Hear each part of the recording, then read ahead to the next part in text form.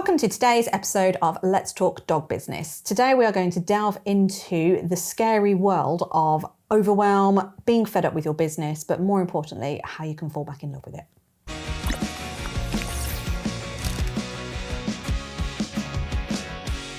So a subject we've touched on a little bit, which we want to delve into a little bit more on this episode, is a two-pronged attack, I think. Burnout. Oh, yes. And overwhelm. Yes. Absolutely. Which we've both suffered on at different levels, I would say. Yeah. But both suffered from, on different levels. Yeah, I think it's part and parcel of running your own business because you've got that stress of you need to get money in. You want to be doing what you think you love. I say think you love because I've definitely known people go on this journey and then go, actually, I don't love it. No. And there have been people that I've known in my world from pre this, where they've gone, I had a paid job, an employed job, did this, wasn't all it was cracked up to be, and went back to a paid employment job because it's safer and it's easier. Oh, yeah. And you can switch off at 5 o'clock usually. Yeah. And I think that is such an important point to focus on because whilst we make out that potentially all of this stuff is quite easy but not easy, as in the steps are relatively simple, but actually the mindset shift is so incredibly powerful to be able to be a business owner and do it by yourself, that a lot of people, they can't cope in this world. And I don't mean in dog world, that's a whole other thing because that's a next level pain point. But being self-employed, you are on your own a lot.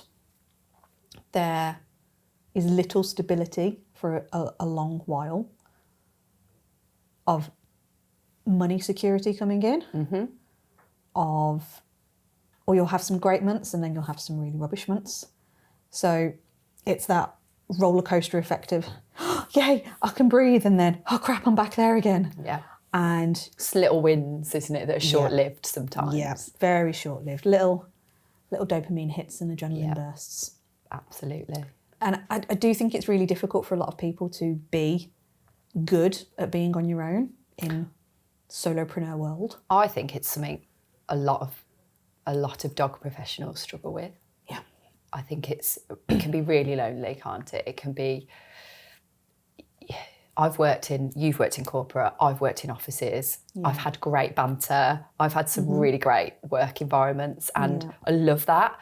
But I also love this as well. But I know some people really struggle with this. Yeah, it is really, really difficult. I know trainers that have, and like myself, like I say, I've been in corporate. I did 15 plus years in an agency world, which is really high energy, it's really buzzy, everybody's swearing all the time, but you've got a constant buzz of people around you. And in hindsight, when I look on it now, it's like, no wonder I worked so many hours because I spent the day chatting.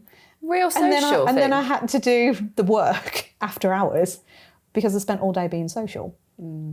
But we need that, don't we? We crave that social like contact with people, don't we? Yeah, absolutely. And I think for a lot of people to go from that air quote norm of having a job to being on your own is such a stark contrast that you just have no idea how to cope with it.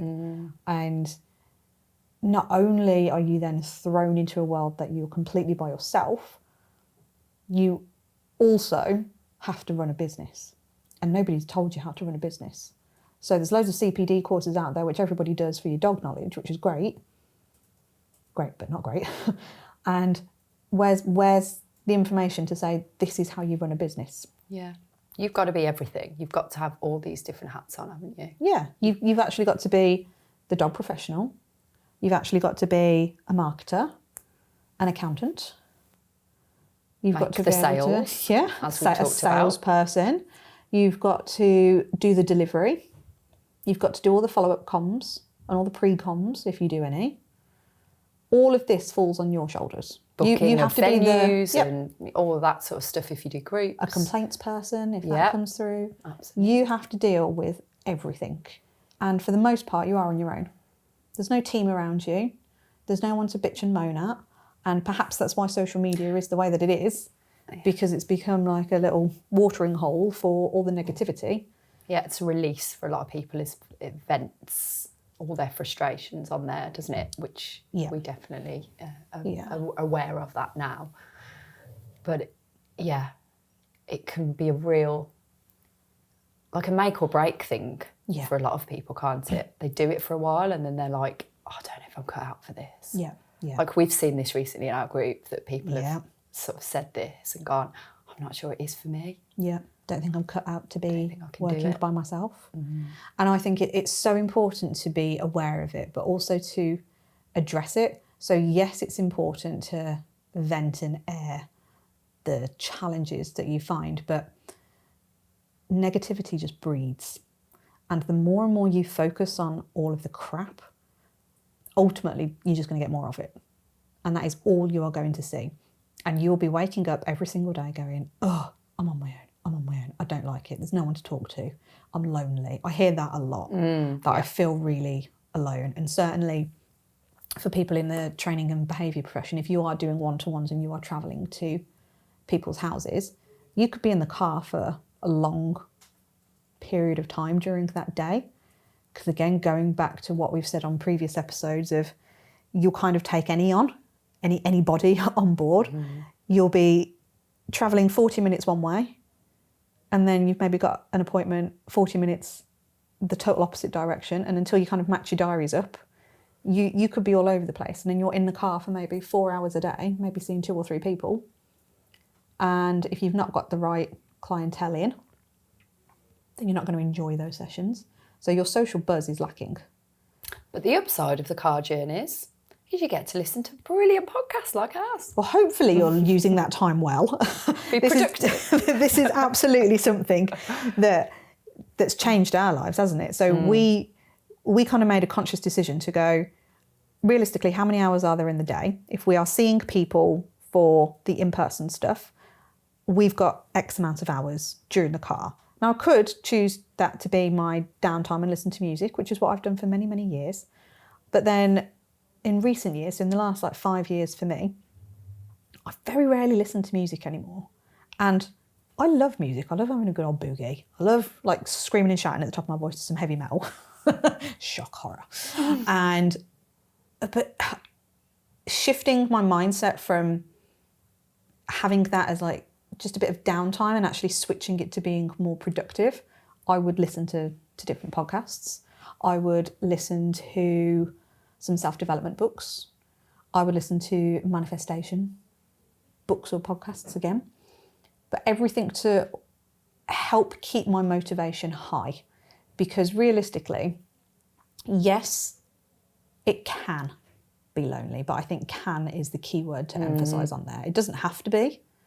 Even 2 people could look at exactly the same day, and I know this because I've worked with people that struggle doing this job, whereby they're in the car a lot by themselves.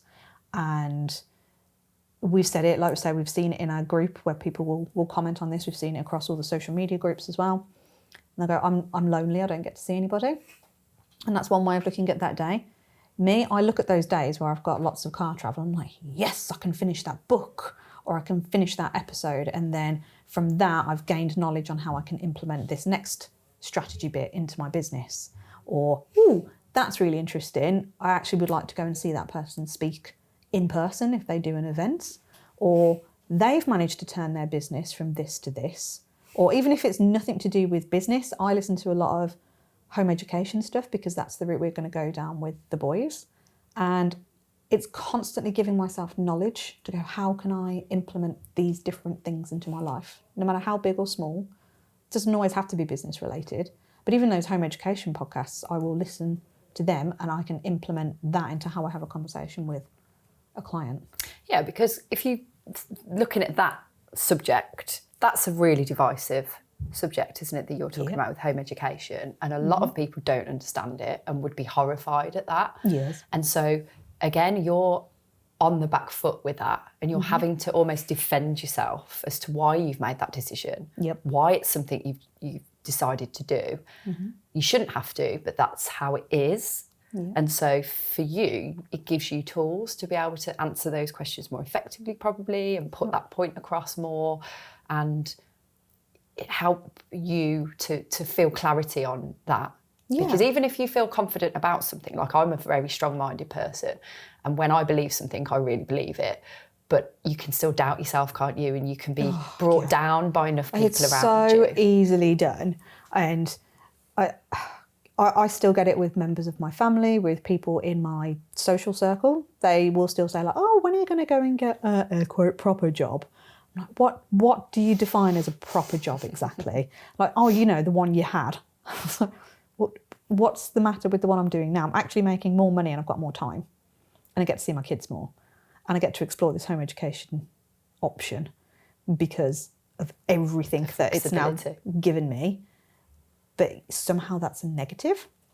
So actually by surrounding myself with people, albeit these are people I do not know because they are just voices coming from my speakers, they share their stories and they're the ones that empower me to want to do better. And I definitely realise it. If I spend time with certain people, I do doubt all of my decisions. But knowing that I've got those voices in the car to go to, whether that's on a book or a podcast or whatever it may be, or even in so we're part of different business masterminds as well now, surrounding ourselves with people that are going to build us up rather than question everything we do and make you doubt the choices you have made. Like I say, I've been doing dog training for coming up to 10 years and I still get questioned on, are you sure you're doing the right thing? Like, 10 years I've been doing it and you still question me? You still think that it's a bad thing to be running my own business? But also, I'm sure you get this as well, that it's taken seriously. So it's like, oh, do you still do that dog thing? Yeah. Like, I get that such a lot. Yeah. And I've worked with dogs in various capacities over the years. And I'm like, which dog thing? And they're like, oh, yeah, do you do like puppy parties or whatever? And I'm like, puppy parties, oh my God. And you could easily get your back up, and I used to, but now I'm just like, not quite. But you take it either way, don't you? But they just don't see it as a serious job, do they? No, not at all. And I don't think that does anybody any good for your own mental health. No. Or just, you are never going to look at your business as a business if you are surrounding yourself with people that tell you do not have a business. Yeah, but you again, have a hobby. It comes back to that societal, the impression they have of the industry isn't serious. Yeah. It's a necessity. They all want your help when they want it, but they're like, oh, it's not really a real job, is it? And you play around with dogs all day and, they go, oh, what a lovely job to have. And anyone that works in it knows it's not just a lovely job to have. It is sometimes, but it's not other times, is it? Very emotional and very stressful sometimes. So it's that whole perception to me, again, it comes back to that link that we talked about in that previous episode about we want to change that public perception. We want to involve them. We don't want to just kind of keep going away, like project ourselves further away from the public. We want them to be with us, along with the journey. Yeah, and I think it's so important because, again, we see it time and time. Again, it's everywhere. It's everybody we speak to. I'm overwhelmed. I'm fed up. I don't enjoy my business anymore. And for me, it's just a real shame because there's no valid reason why you shouldn't enjoy your business. No. You chose to do this and you chose to do it for a reason. Now, I understand that everybody will go into this for different reasons. And some may be, oh, it's been a lifelong dream or whatever it may be. And then you do genuinely go, oh, it's not what I expected. So I've kind of walked away from it. But that's not actually the people I think we're talking to here. No. I see the people that have been doing this for years and they do genuinely love it. But because of the overwhelm and the burnout, and the poor processes maybe that are in place. Yeah, because of not realising you're a business owner, that's where all of that comes from. Because as soon as you start realising you do have a business and you treat it like one, it's amazing. Oh. It's like the best thing ever to be able to have that flexibility, and almost, I think people look at this the wrong way. So I like to think I'm quite a positive person, and not like the annoying, like everything's amazing kind of positive person. Nothing's ever like that in real life. But the ability to go, where can I see the good in most things? And for a lot of people, you know, bringing it back to money, because I think it's such an underlying cause of this for a lot of people. Again, some of the comments I see on social media are, I just don't even know how to make a full-time wage. Yeah. I was like, and it saddens me so much. I saw a comment the other day about the hourly rate for someone who's doing behaviour work as well as training was £7.50 an hour or something like that when she worked it out. And I'm like, what? Yeah. And I know we do work extra hours. We can't just walk away from it. Like, well, you can, but a lot of us don't. And even if we have good intentions to, we always do a bit more than we should. And we know that. But still, you should be allowing for that in your hourly rate. Yep. It should all be part and parcel. It should be factored in. Why are we even surprised what our hourly rate is? We should know it and be quite happy with it. Yep, absolutely. It is so painful, and I just think it just really saddens me that people think they can't make a full-time wage from doing this, and it is that overwhelm of everything. When, for me, again, I always try and look at it and go, do you know what? I actually have a great opportunity here. So if money's a little bit scarce one month and we're like, oh God, imagine if I felt like that. So with everything going on at the moment, so what are the things we're hearing? Like cost of living, everything's going up, food's going up, bills are going up. Petrol's going up. Everything is expensive. So we should slash our prices or something. I'm like, what? That doesn't make any sense. So if everything else is going up, we should be going up as well. It's just natural. But if I was in my full-time job, now my old one, my corporate one, with everything going up, I've got zero ability to be able to make any more money. So the money I now have just isn't going as far as it was. Whereas arguably, I now look at it in my situation and go, do you know what? I'm in the best possible situation because I have the ability to bring in as much as I want. Yeah, to offer different things, to change things up, to adapt to that crisis. You can kind of almost see it as an opportunity to do something different then. I think you have to look at it as an opportunity, because it's so easy, I think, again, to go down this negative spiral of, oh, woe is me, can't charge this, can't do that, no one's wanting to spend, I'm going to have to go and get a job. I'm like, well, you have an amazing opportunity to go and earn more than a job will ever pay you. And like I said, my salary was decent. It was a good, I think it was about 65k with a company car. So it's not a salary to be sniffed at. No. But I was doing 80-hour weeks. And like I say, that salary now, the pay rises wouldn't have gone up as much as all cost of living has gone up. So how am I better off being in that situation? No, you'd be in a worse position, wouldn't you? So yes, okay, I'd have a little bit more security potentially. But if you change your mindset again, it's looking at how can I possibly bring that additional money in. And none of this to me has ever felt like overwhelm or burnout, because I've done a lot of work on my mindset to get there. And I think that's why I feel like my business has succeeded, and why this business now has the opportunity to grow the way that we want it to. Yeah, but coming on to that, so that's a nice little feeder for this actually, is that we feel like our businesses, because our independent businesses have gotten to the point where we're content with them, we're happy with them, we've built them up to this amazing thing, each of us, but we also feel like now is the time for change, don't we? We've because that's what we're like as people, and we like to just keep doing something different. We don't want to become complacent. Yes. And it's always how I've been, and I know it's how you've been as well.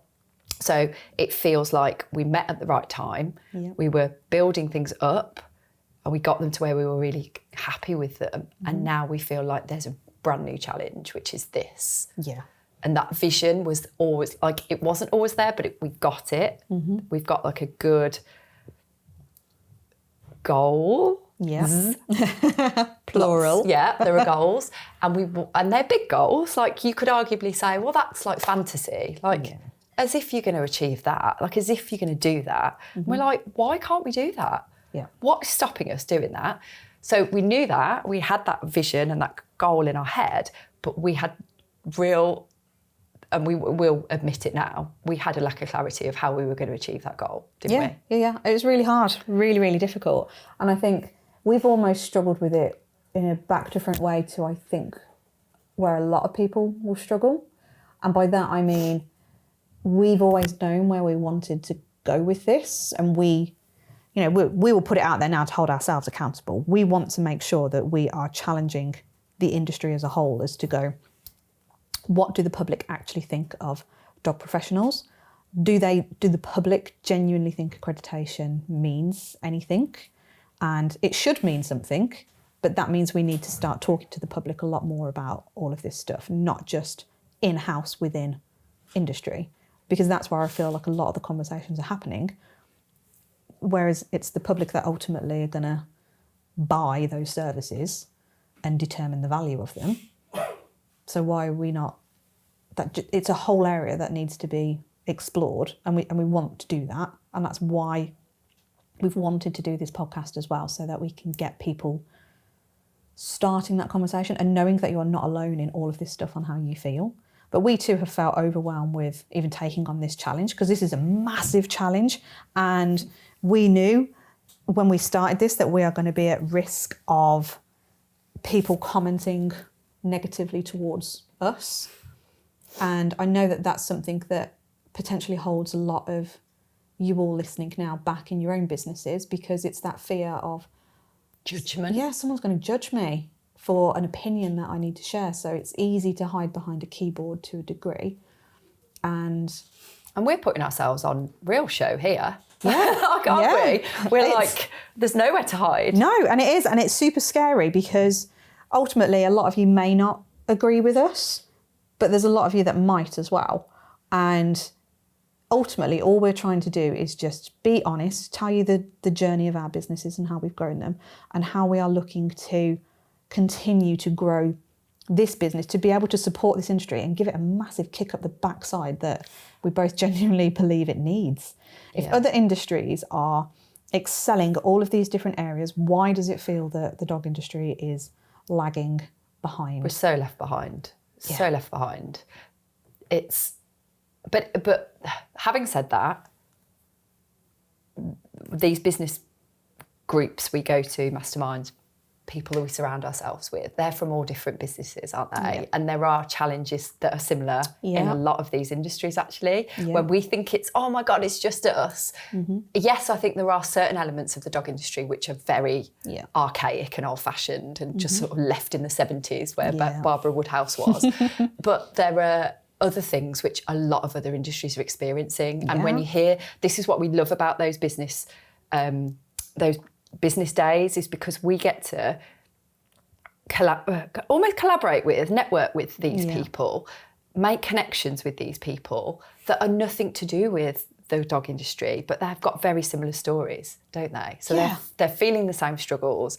They want to change their industry. They want to be these people that are us now, and they don't, they need some direction and clarity on that. And that's why we're all there. Yeah. Because we need mentors and coaching, and that's what we're getting from that, aren't we? Yeah, absolutely. And I think without having that mentor and coaching, and I'm still not 100% sure on what each one does, to be honest, but they all fall into that category. They're all there to help. Yes, the support network.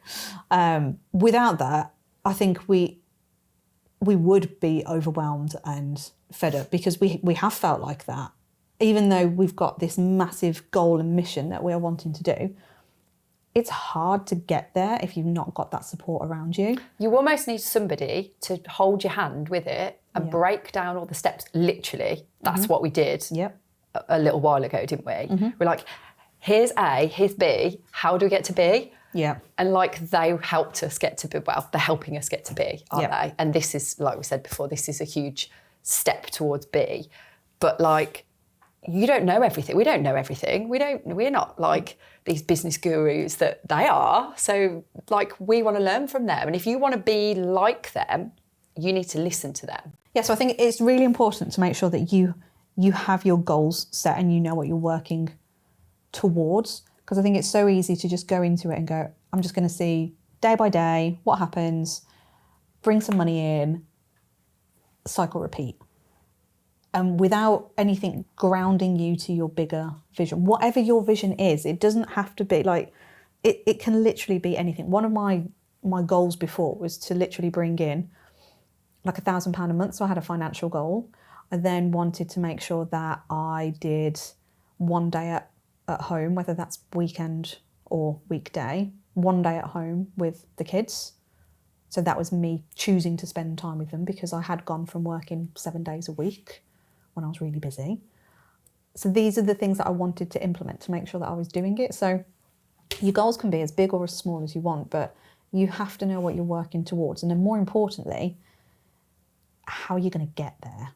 So it's all very well and good having these big goals. So we've shared with you the start of one of our big goals, but we are now working on the step-by-step, tiny little micro movements on how to move towards that.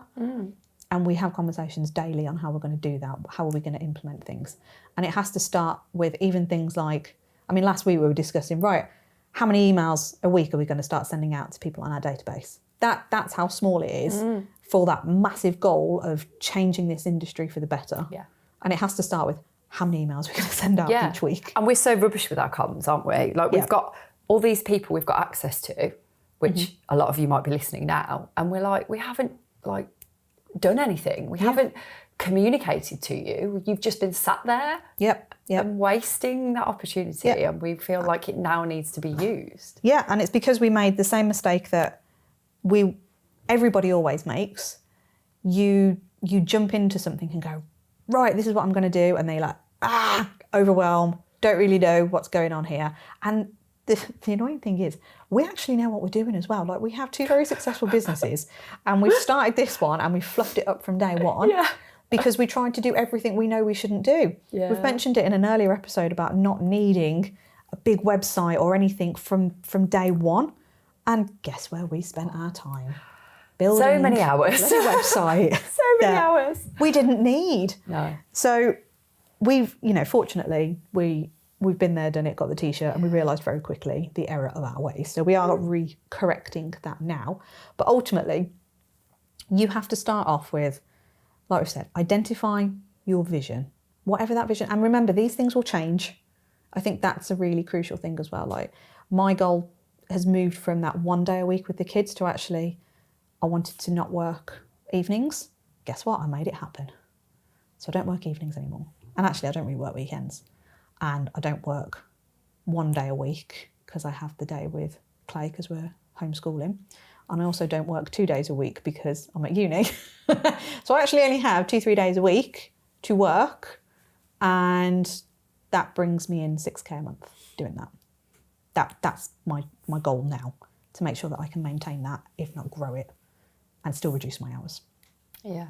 But it's also setting expectations, You've got a member of staff. If you didn't, your expectation would be a lot lower than that. Yeah. Because you couldn't be in that business. I couldn't do that. Or that amount, could you? No. So your realistic expectation would have to be, I can't bring that much in. It's going to have to be what I can do in those 3 days. Or I can bring that much in, but I'm either going to have to massively hike my fees up, and I'm going to have to work evenings. Or I'm just going to have to work as many hours as I possibly can to do it. To scrape it in. Yeah. So expectations are so crucial, because if they're out of whack, it's just not going to work. No. It's not in balance, and that's your route to burnout. That's your route to motivation slump, and that's really hard to get out of once you're in it as well. We've both been there, and it's a really difficult thing. It's horrendous. And I think, again, we see things on social media because it's important for us to keep looking at what everybody is saying, because ultimately we want to be here for you, and we want to highlight these things because we felt them ourselves, and we know you're all feeling it. But that slump of, I'm just so fed up and I literally cannot make ends meet, that's a massive problem for this industry.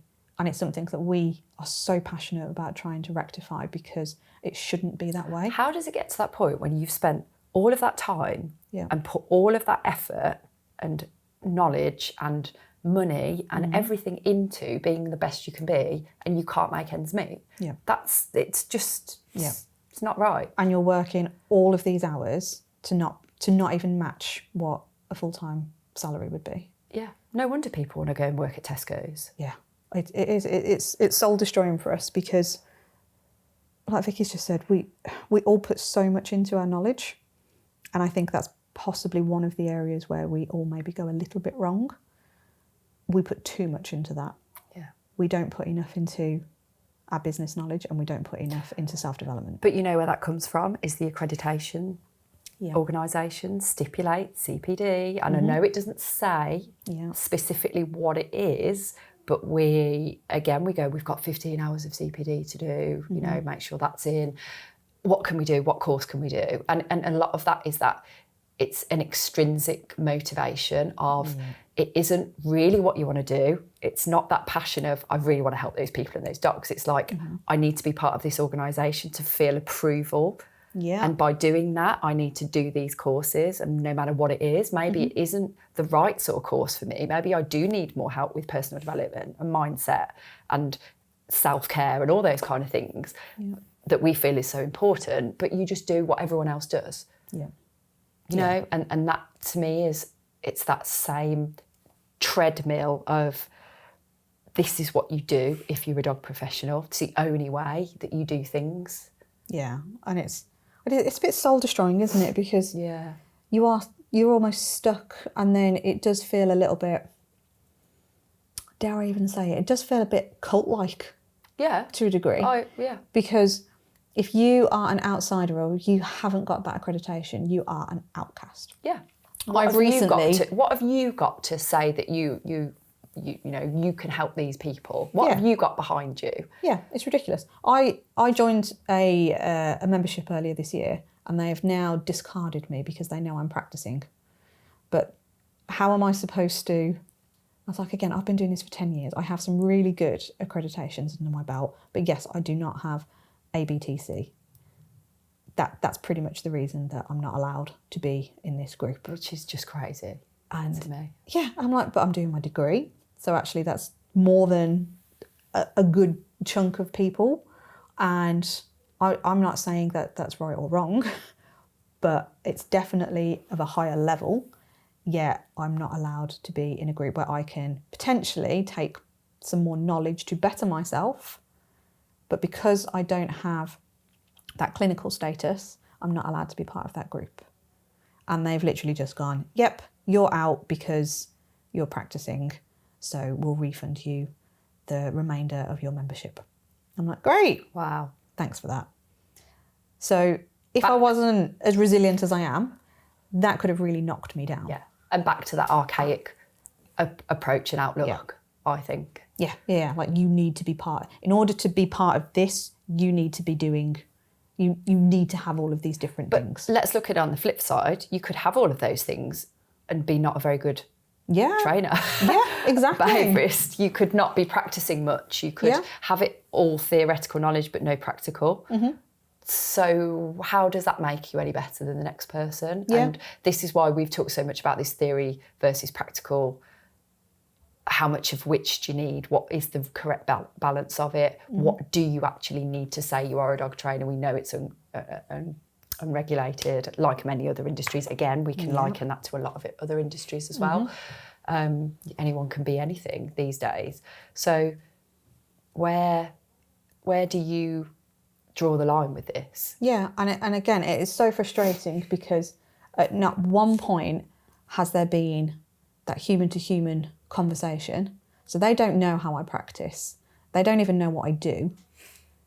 They've literally just gone, oh, you haven't got CAB, essentially, so you're out. Or because you're practicing, you're out. And I'm like, it just makes no sense to me. It's like, where's the conversation? How are we supposed to collaboratively work together? It gets bandied around a lot, doesn't it, that you need to be collaborative with one another. We're not practicing what's been preached. No, not at all. Like, it's just not there. So no wonder everybody feels fed up and alone and overwhelmed with everything, and which course should you do to get the best thing, and there's that many course providers out there. it's like, how do you even choose? And I just see it time and time again, and I've been there where I'm like, I want to do this, but how on earth do I choose which one's right for me? So that overwhelm. So we've talked in a previous episode about all the different services that we offer. Well, look in-house at industry, look at all the different services that are on offer again, and how we feel about which course provider to go with is exactly how our clients feel about us.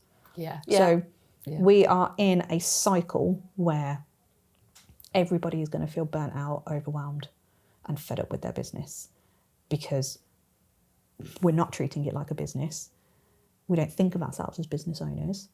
We're told to collaborate and do all these things, but nobody's actually practicing what they preach.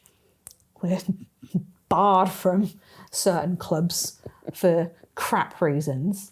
For having a different opinion. Yeah, how dare you? And then everybody's scared to speak out about it. So then all these little mini groups form on social media where you'll get some bitching and moaning going on. But then there's no one's doing anything about it. And that's hopefully what we're trying to do. And we haven't even touched on, which we will massively, the divisiveness of methods. Because that's a whole other thing. And that's where people really split apart, don't they? And really have their own little, get really resource guardy about that, don't they? Yeah, absolutely. And I just think we need to, if you genuinely want to have a business that you can thrive in and that you love and that it's fun, we've got to embrace some of the crap, but you don't have to embrace the crap enough that it brings you down. So find your people, find the people that will lift you up. Yeah, you need to have those people around you. And if you, there's I don't know if it's like a saying or a thing, but you are who you, like the 5 people around you. Is it something like that? Yeah, the average of the 5 people around you. You are the average of the 5 people around you. So think about those 5 people and whether they're good for you or not good for you. Yeah, and it's actually a really interesting exercise to do. Yeah, and you realise very quickly, it's like, if you work in an office environment where everybody's bringing you down, that's who you'll become. Yeah. How are you going to be anything different? It's impossible.